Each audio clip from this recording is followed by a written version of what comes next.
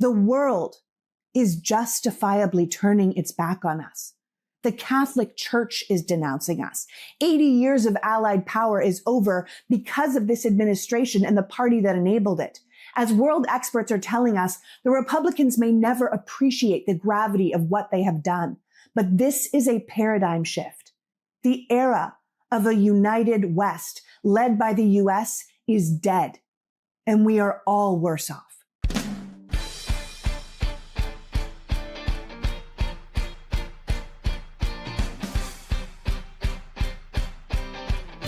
Hello, and welcome to the PoliticsGirl podcast. I'm your host, Lee McGowan. Let's get into it. So I am on the road right now. With everything going on in the media environment, I try to do mainstream media at least once a month so I can give the truth a fighting chance. And right now, I'm in New York. But this past week was a real doozy. Or as Heather Cox Richardson said so succinctly, this past week was a year.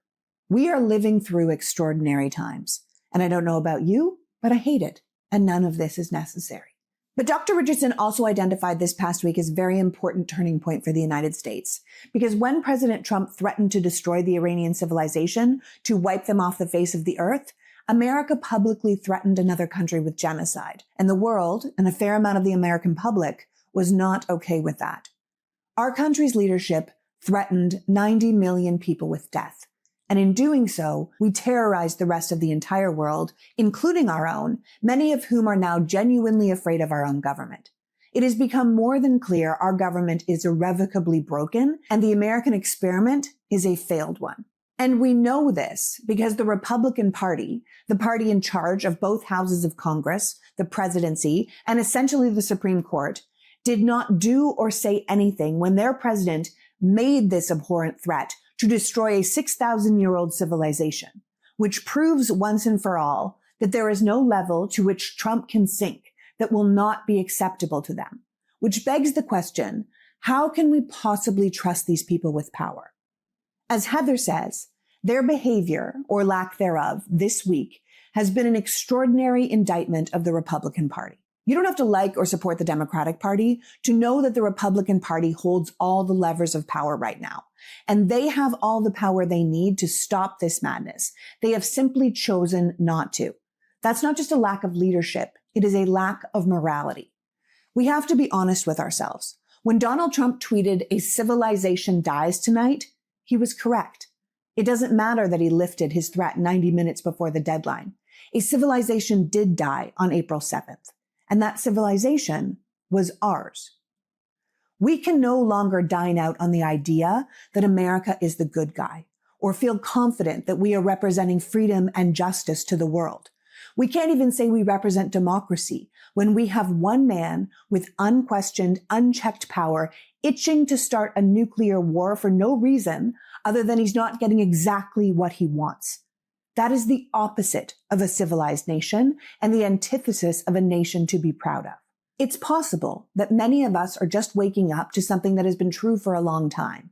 But even the illusion of America as a good guy died this week, and we can't get it back without real change. We held a gun to the head of a nation, and we threatened to blow their brains out. We held them hostage. We gave people just enough time to call their relatives and say goodbye. And then we put that gun away and said, we'll talk about it again in 2 weeks. That doesn't make us tough negotiators. That makes us psychopaths. And it feels criminal.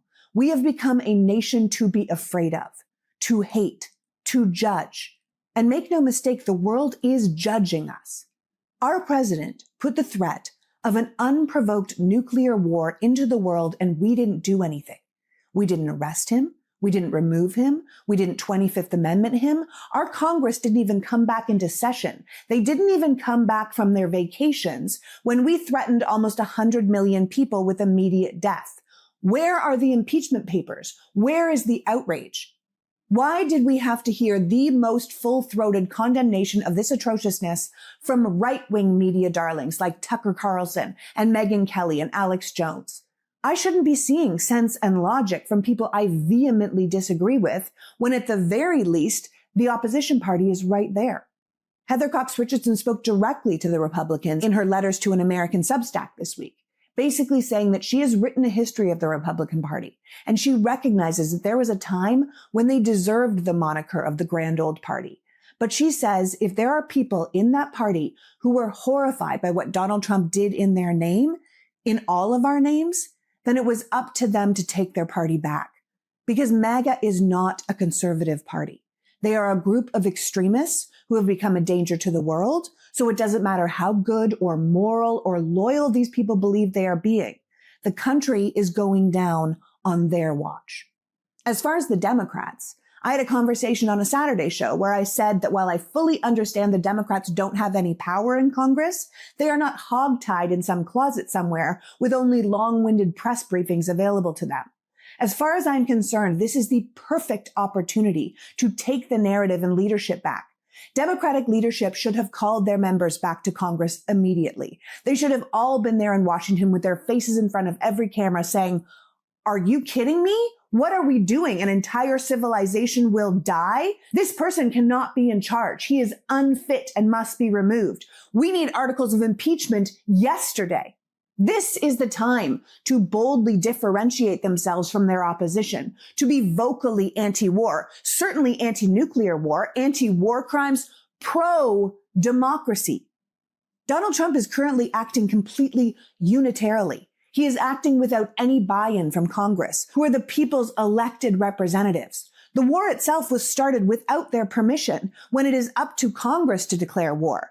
Now this man is threatening world nations, and other nations like Russia and China are apparently ready to retaliate against us should he follow through. We are talking about literal world destruction being on the table, and these people couldn't come back to DC to say that? What is going on?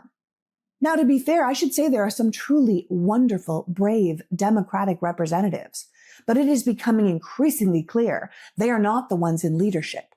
It should not be this hard. Donald Trump speaks only for himself and arguably the ultra-rich. He appeals to the racists and the bigots and the ignorant, but many of them hate this war stuff too. So speak to everybody who hates this. Be the party that actually speaks for the people. We don't want our tax dollars to go to genocide or war or bombs. We don't want to build $38 billion worth of private detention centers. We don't want our boys to be drafted into the military to fight unwinnable wars for profit. There is a reason NPR just reported that cracks are forming inside the military driven by low morale, ethical unease, and a growing number of service members choosing to retire early, declining to re-enlist, or walking away regardless of the consequences. As Ali Veshi reported this weekend, the GI Rights Hotline has seen call volumes more than double since the Iran war began, with the majority of calls asking about conscientious objection, which makes perfect sense. Because clearly they are in a war they can't explain, led by leaders who clearly don't care about them.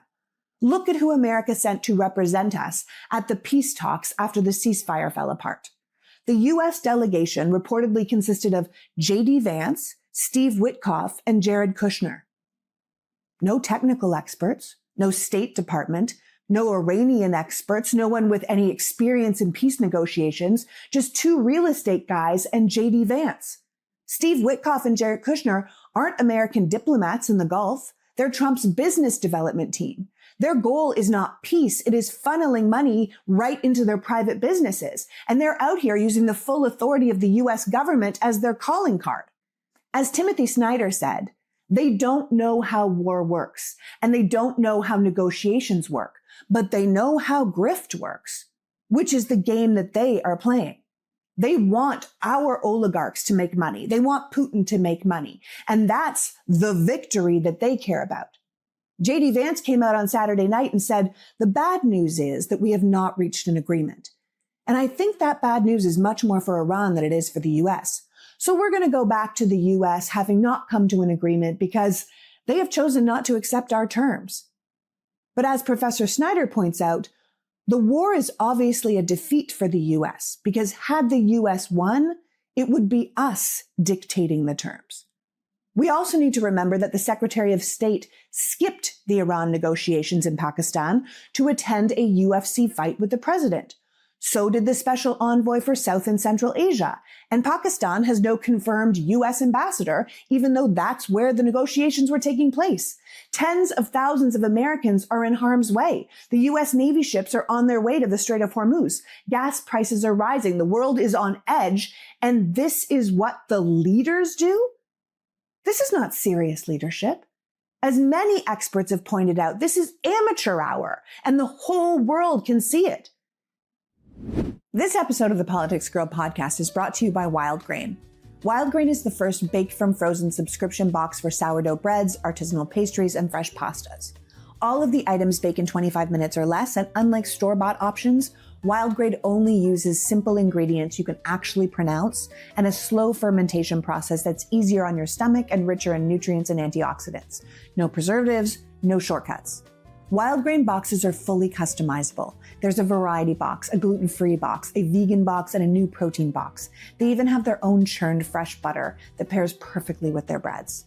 We're coming into spring, but how much better are crisp salads with warm sourdough bread? Wild Grain is perfect for easy dinners, cozy weekend mornings with their pastries, even the perfect grilled cheese on fresh bread. Imagine having fresh, bakery-quality bread and pastries and pasta at home without any trips to the store. And don't just take my word for it. They have over 40,000 five-star reviews and have been voted the best food subscription box by USA Today for 3 years in a row. Right now, for a limited time, Wild Grain is offering our listeners $30 off your first box, plus croissants for life, when you go to wildgrain.com/politicsgirl and start your subscription today.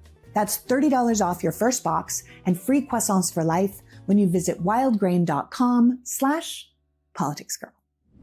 Delete Me makes it easy, quick, and safe to remove your personal data online at a time when surveillance and data breaches are common enough to make everyone vulnerable.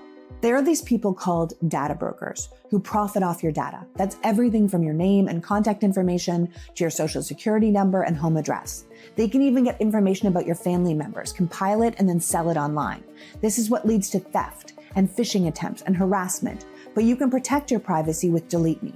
I've been using Delete Me for well over a year because someone with a very active online presence needs it. But anyone can be a victim of identity theft, harassment, doxing. It's something we all have to think about now. So take control of your data and keep your private life private by signing up for Delete Me now at our special discount for our listeners. Get 20% off your Delete Me plan when you go to joindeleteme.com/politicsgirl and use the promo code politicsgirl at checkout. The only way to get 20% off is to go to joindeleteme.com/politicsgirl and enter the code politicsgirl at checkout. That's joindeleteme.com/politicsgirl. Code politicsgirl. This is amateur hour, and the whole world can see it. The foreign minister of Iran told the world after the talks fell apart that J.D. Vance took a phone call from Benjamin Netanyahu in the middle of the meeting. And when he got off the phone, the focus of the meeting shifted from U.S.-Iran negotiations to looking out for Israel's interests. The foreign minister said the United States tried to achieve at the negotiating table what they could not achieve through war. We came here in good faith. We are committed and prepared to safeguard our nation's interest and sovereignty, but we are very disappointed with how the U.S. behaved. And for goodness sakes, I believe Iran. Who is even in charge of our foreign policy at this point? Just consider Jared Kushner being in that room. He has no security clearance, has provided no financial disclosures, is hopelessly conflicted financially. He's not Senate confirmed. He doesn't report to anyone subject to any congressional oversight. Why was he there?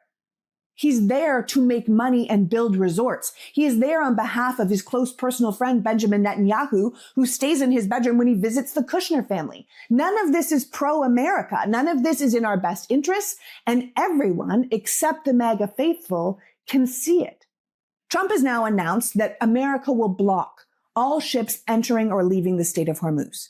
He said, the ships in international waters that have paid Iran will be seized. The Iranians who get in the way will be blown to hell, and that all of our guys are locked and loaded. Sorry, what? He's now going to block the strait? He's going to do what we have been criticizing Iran for doing because of a problem that he caused? The strait was open, free and clear to pass until we started bombing Iran. Then we had a ceasefire, but Israel decided to bomb Lebanon hours after the ceasefire, and it ended. JD and his friends walked away without a deal, and now Trump is blaming everyone but himself. Just to be clear, if Americans attack or destroy any foreign ships leaving the Strait of Hormuz, that would be an act of war against another nation. How long are we going to tolerate this? Where the hell is our Congress? Where is our military? This is the stupidest, most short-sighted move. There is already an energy crisis coming our way because of this behavior. The strait is closed because of us, and now we're going to block the strait for everyone so that no ships can pass, not just ours. Again, if anyone's civilization died this week, it was ours. Because if this is what can happen at the whims and greed of one unbalanced, unwell American man, then we have blown it. If this one guy has the power to destroy nations, the world's commerce, international relations, then our country's checks and balances don't exist. We are not just a danger to ourselves, we're a danger to everyone on the planet. And we need to deal with that. Clearly, our constitutional republic is not working, and we desperately need to rethink the entire framework for how we're going to function in the future, because this is absolutely unacceptable. Trump said, "I feel that countries like Japan and China don't have the courage or the will to open the Strait of Hormuz." China responded by saying, "The Strait of Hormuz was open before the war. It was you who created war out of nothing and got it closed for the rest of the world." Then Trump said that the NATO allied nations would be joining him to block the Strait of Hormuz, and UK Prime Minister Keir Starmer came out and said they would not be joining him. That Britain is working with Spain and France and other partners to build a coalition to protect freedom of navigation, because the US doesn't just get to dictate how they all manage their affairs. Canadian Prime Minister Mark Carney, our country's closest and longest ally, made a speech saying the days of sending 70 cents to every dollar in military spending to the United States are over. And he received a standing ovation. Even Pope Leo came out with his strongest condemnation of the Trump-Vance war against Iran, saying, "We are surrounded by a delusion of omnipotence that is becoming increasingly unpredictable and aggressive. We are met by threats instead of invitations to come together. Those who pray do not threaten death. Death enslaves those who have turned their backs on God and turns themselves and their own power into a mute, blind, and deaf idol. They demand the whole world bends their knee. Enough of the idolatry of self and money. Enough of this display of power. Enough of war." The world is justifiably turning its back on us. The Catholic Church is denouncing us. 80 years of allied power is over because of this administration and the party that enabled it. As world experts are telling us, the Republicans may never appreciate the gravity of what they have done. But this is a paradigm shift. The era of a united West led by the US is dead, and we are all worse off. We clearly can't carry on like this. Our entire political system needs to be rethought. Apparently, a large majority of our checks and balances were actually just polite norms that were dependent on people doing the right thing. And then we re-elected this wrecking ball of an administration, and everything went out the window. The Trump government is clearly a criminal enterprise, but it can be defeated. Much like Viktor Orban, the leader for which this administration has held up as a shining example of how to lead, was defeated this week. After 16 years of far-right authoritarian power, Viktor Orban has lost his power in Hungary, and he has conceded defeat. Yes, the new leader is still a conservative, but he was not the choice of the corrupt players of the world like Putin and Le Pen and Trump. And Orban lost so badly, this new prime minister is set to secure a supermajority, which is enough power to dismantle Orban's entire system, which included full control of the courts and the media in his country.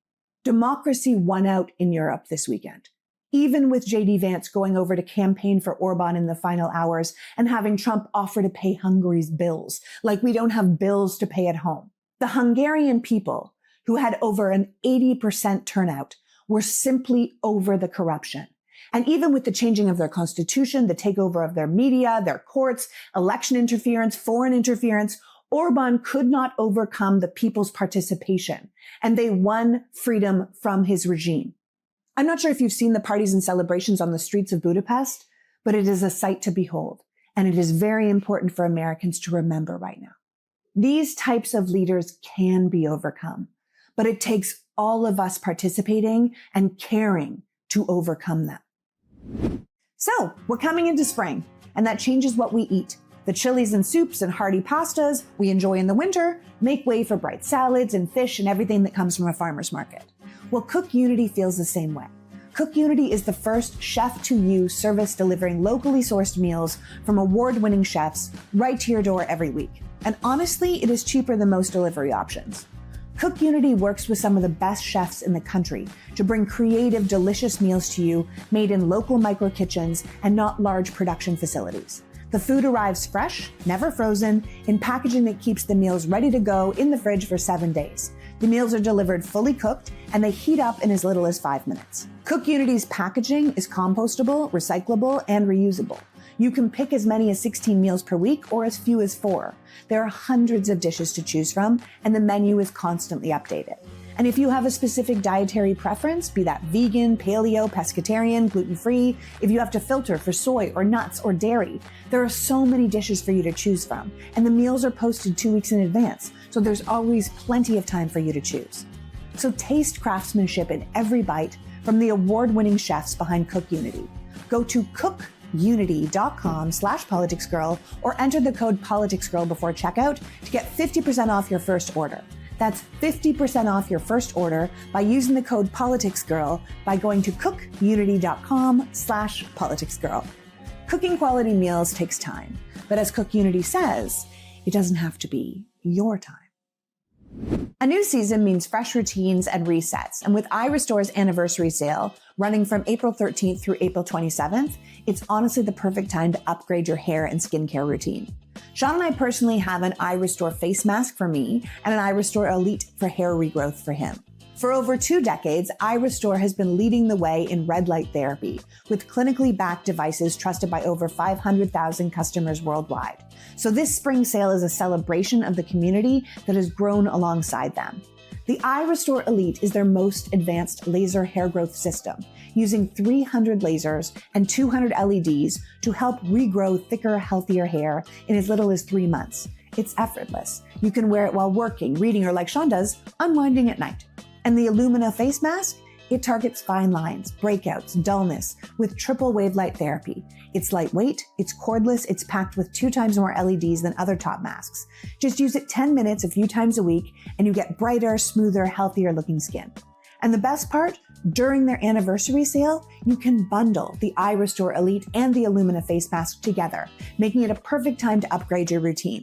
So if you want to give your hair and skin the attention they deserve, this bundle is a great way to elevate your routine and an even better value during their limited time event. iRestore is kicking off their anniversary sale with some huge discounts on their red light therapy devices. Right now, you can save on customer favorites like the iRestore Elite helmet and the Illumina face mask by heading to iRestore.com and using the code PoliticsGirl to take advantage of the sale. That's PoliticsGirl at iRestore.com. And if they ask, please support the show and tell them that we sent you. Give your hair and skin the upgrade they deserve so you can feel confident and refreshed at iRestore.com. These types of leaders can be overcome, but it takes all of us participating and caring to overcome them. We have to get money out of politics. We can never again have a president who is for sale, giving his children and friends no-bid government contracts and pay-to-play pardons. We can never again have a Congress that's on the take from everyone from lobbyists to foreign nations to insider trading. We need to clean up our courts all the way up to the Supreme Court. These justices are not owed lifetime appointments if they can just be on the take. And we need to bring back antitrust legislation so these giant companies can't get this big or powerful. One family cannot own half of our media backed by foreign governments that are bankrolling it. And we have allowed our wealth gap to become so astronomical, almost insurmountable. And in the history of time, that has only ever led to public and violent uprisings. There is a reason why the tech bros are working so hard to get all of us under their surveillance, to track and register us, to monitor what we say and what we buy and who we know and where we go. It's so dangerous. And the same government that's supposed to be regulating these industries is taking money directly from them and then turning around and offering them government contracts in every industry from domestic surveillance to the war machine. And the war machine is the big moneymaker.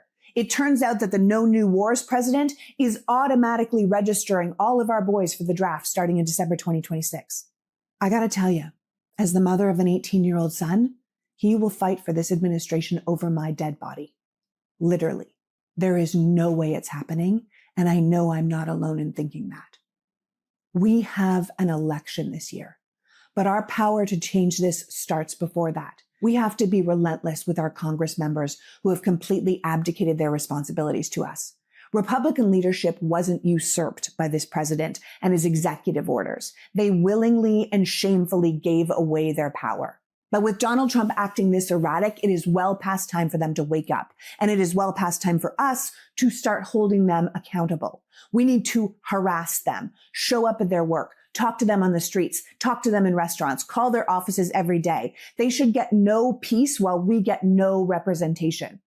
We don't need helpless head shakers on the Democratic side or sycophantic cheerleaders on the Republican side. We need these people to be the leaders we elected them to be. And as we all pay our taxes this month, I don't want to ever hear again that we don't have money for something when we just spent $50 billion in less than a month on Operation Epic Fury, and we have absolutely nothing to show for it. We do not have a money problem in America. We have a values problem.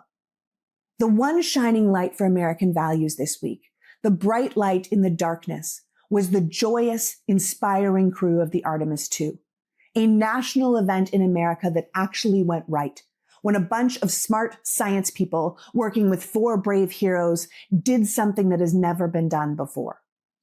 Liz Plank, who is one of my favorite online writers, wrote on her Substack that Artemis II was competency porn. Competency porn that we were all starving for. To paraphrase Liz, watching the Artemis, didn't you feel it? A relief that was hard to name?